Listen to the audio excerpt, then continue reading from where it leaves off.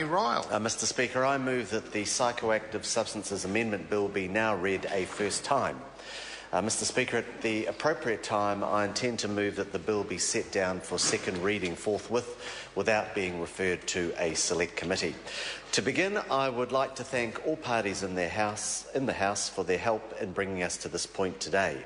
I've appreciated the great cooperation that all parties have provided in discussions around their positions and their considerations in this bill, and I think that we bring an amendment bill to the House today of which the great majority of the House has indicated its willingness to support. The bill does two things. It ends all interim product approvals and interim retail and wholesale licences, and it prevents information derived from tests on animals being used to support a product approval application. The remainder of the primary legislation remains in place, and it remains the most appropriate way of dealing with emerging psychoactive substances. The bill has a few other features to support those two main aims of removing all products from the market forthwith and restricting the use of animal testing. It provides that all products that have interim approval will be recalled, and that those who have had retail or wholesale licences removed must comply with the recall. The recall order will require all licence holders, including those whose licences are cancelled by this amendment, to tell the Psychoactive Substances Regulatory Authority what products they have and confirm how they have been disposed of. It clarifies that the Crown is not liable for any damages or to pay any compensation as a result of the amendments. We know that some businesses will lose money as a direct result of these amendments. Our judgment is that the public health objectives outweigh those losses and no compensation will be paid for that. And it clarifies that the authority must not approve a product until regulations are in effect and unless it is satisfied that the product poses a low risk of harm. These regulations will be in place in the next few months. When it enacted this legislation last year, 19 votes to 1, the Psychoactive Substances Act contained transitional provisions that allowed some products to stay on the market. These were products for which no serious adverse reactions had been reported. If serious adverse effects emerged later, the authority had the power to revoke approval immediately. It has used that power to remove 11 products from the market, most recently on Thursday, the 1st of May. Serious adverse reactions have been increasingly reported to the authorities, including vomiting, seizures and psychotic episodes.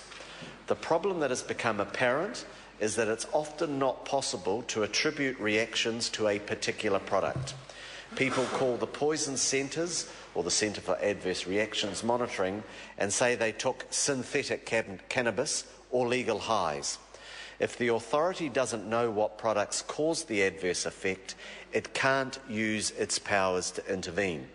So what we have is products that haven't been tested, they are causing harm, and the government has limited ability to intervene.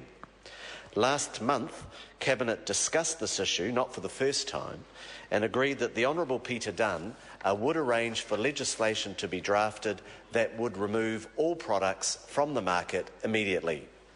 It was always intended to only allow products that had passed rigorous testing and had been shown to pose only a low risk of harm.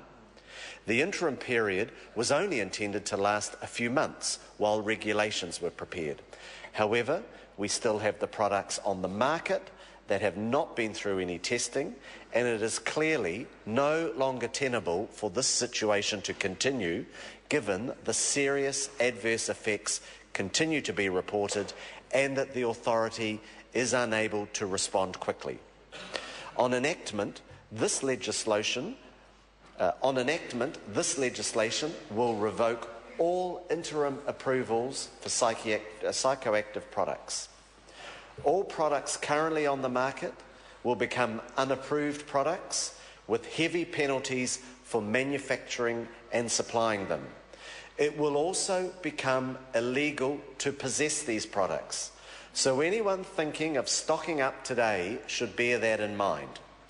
This legislation will also cancel all interim retail and wholesale licences and begin a recall of all products that had interim approval. So let's be clear here. Parliament passes the legislation, the Governor-General signs the legislation, and then at 12:01 a.m. on Thursday, it becomes illegal to sell, supply or possess illegal highs. And those products must be off the shelves. At 12:01 on Thursday, it becomes illegal to sell, supply or possess illegal highs. The products must be off the shelf. The other thing this legislation does is stop tests on animals being used to seek approval for psychoactive products. As the Prime Minister has said, one of the reasons why we've had the delay in getting the regulations prepared is that the government has been reluctant to sanction animal testing for these products. And I'm sure all members will be pleased that the bill under consideration will effectively not allow products to be tested on animals. The bill prevents the Psychoactive Substances Regulatory Authority and its Expert Advisory Committee from having regard to information from animal trials to support the approval of psychoactive products. So they cannot use any information that has come from animal testing. Therefore, there is no reason to do the testing. The only exception is this, that the authority may consider information undertaken from an overseas trial if that information indicates that the product may not be low risk. So the authority can consider information from an overseas trial to protect the health of individuals. It cannot consider an overseas trial to support the approval of a psychoactive substance.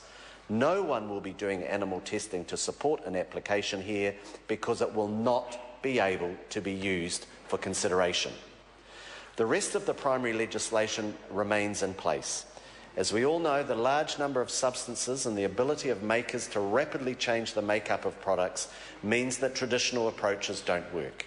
In the long term, the Psychoactive Substances Act remains the best way of dealing with the problem of emerging psychoactive substances. Mr. Speaker, I'd like to thank all those parties in the House who participated in this process and would commend this bill to the House. The question is that the motion be agreed to. Perhaps be helpful to the House's procedure because the Minister in his speech referred to the fact that at the appropriate time he would move a truncation of the process. The Leader of the House moved that urgency be accorded the introduction and passing of the psychoactive drugs. So the House is then tasked with every stage, and any further motions to proceed with that truncation is not necessary. Mr. Speaker, thank you very much, Mr. Speaker. Sir, the Labour Party will support this Psychoactive Substances Amendment.